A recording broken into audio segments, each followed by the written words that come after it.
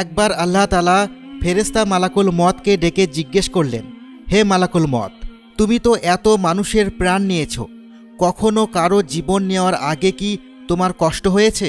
তখন মালাকুল মওত তথা মৃত্যুর ফেরেশতা আল্লাহকে বললেন, হে আল্লাহ তাআলা, একবার এক গভীর সমুদ্রে একটি জাহাজ থেকে দুর্ঘটনাবশত এক নারী ছিটকে পড়েছিল এবং সেই সময় সে একটা ছোট্ট শিশু জন্ম দিয়েছিল, আর তখন আপনি হুকুম দিয়েছিলেন ওই নারীর জান কবজ করার জন্য।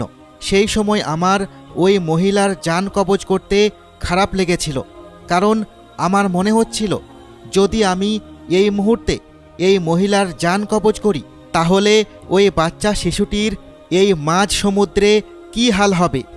আর দ্বিতীয়বার কষ্ট হয়েছিল সাদ্দাত যখন দুনিয়াতে এত কষ্ট করে জান্নাত নির্মাণ করল, ঠিক তার আগ মুহূর্তে তুমি আমাকে তার জান কবজ করতে বলেছিলে, তখন আমার খারাপ লেগেছিল, কারণ সে এত কষ্ট করে জান্নাত তৈরি করল, অথচ জান্নাতে এক পা দেওয়ার আগেই তার মৃত্যু হলো।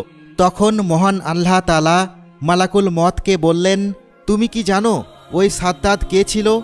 ওই সাদ্দাত আসলেই সেই ছিল যে কিনা ওই মাঝ সমুদ্রে বেঁচে ছিল।